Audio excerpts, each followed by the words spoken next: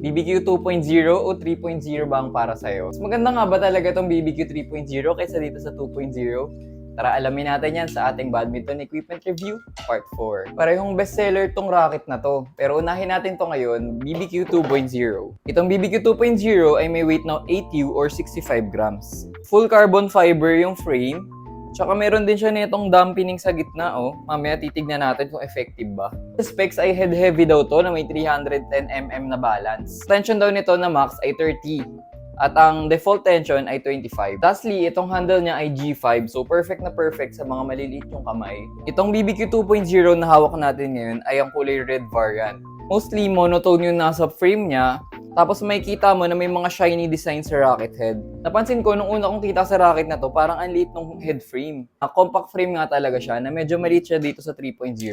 Isometric naman siya, so latest naman yung ginamit na technology. Maganda rin naman yung compact frame kasi yun yung ginamit sa NanoFlare 1000 eh. Wala na masyadong ibang fancy na design tong BBQ 2.0, kaya perfecto sa mga mahilig sa mga minimalist, lalo ayan oh, straight talaga na pula siya. Kita mo lang yung design dito sa ibabaw. Ito nga yung kakaiba sa BBQ series ng Alpsport. Kita nyo na straight itong mula handle dito sa shaft. Baka naman nakakaganda to ng quality ng game. Isa sa kakaiba sa racket na to na may dampening system sa gitna. Kiniklaim ni Alpsport na nakaka-help to sa control at makakalakas daw ng smash. So confirm din natin to mamaya kapag nag-play na tayo.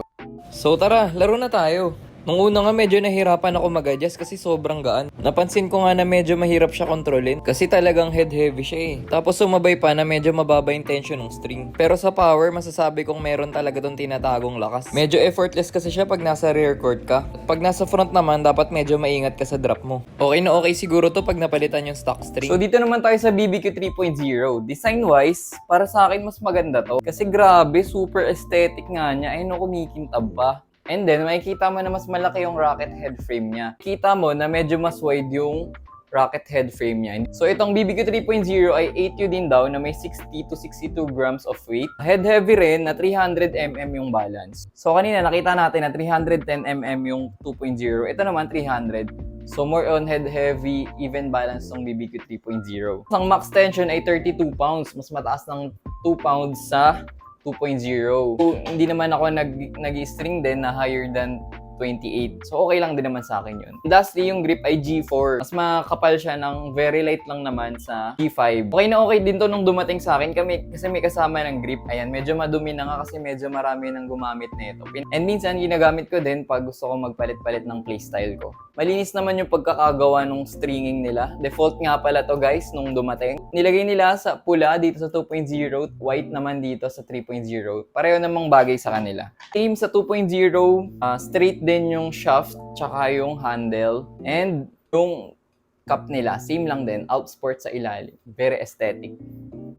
So, nung tinesting ko naman tong 3.0, sasabi kong all-around racket to. Kasi okay yung control niya and power. Medyo mas masarap nga siya gamitin kasi mas mataas yung tension. Unlike sa 2.0, hindi masyado ma-vibrate tong racket na to. Perfect nga talaga to sa mga aggressive ang playstyle. Kahit mapa-front or rear court player ka pa. Kaya din siguro paboritong hiramin to ng mga players sa queuing. Pinatry ko nga to sa ilang mga players last weekend. At humingi na rin ako ng feedback kung anong nagustuhan at ayaw nila sa racket na to. Ito nga pala si Reby at si Jason. Yes, feedback. Sa first set, ito ginamit ko. Actually, parehas sila okay siya sa backcourt gaming. Pero mas prefer ko to sa kahit sa front, okay siya.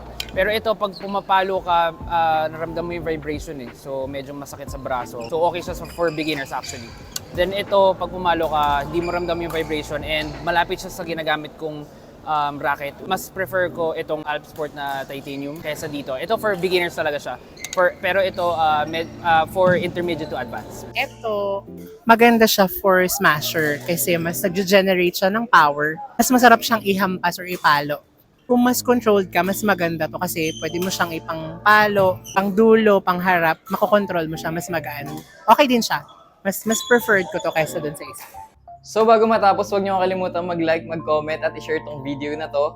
At i-follow niyo na rin ang ating Facebook at TikTok. Comment niyo na din anong next racket ang gusto nyong i-review natin sa ating badminton equipment review part 6. Check nyo lang yung yellow basket kung saan nyo mabibili tong mga racket na to. Nandyan din yung mga racket na na-review natin sa mga past videos.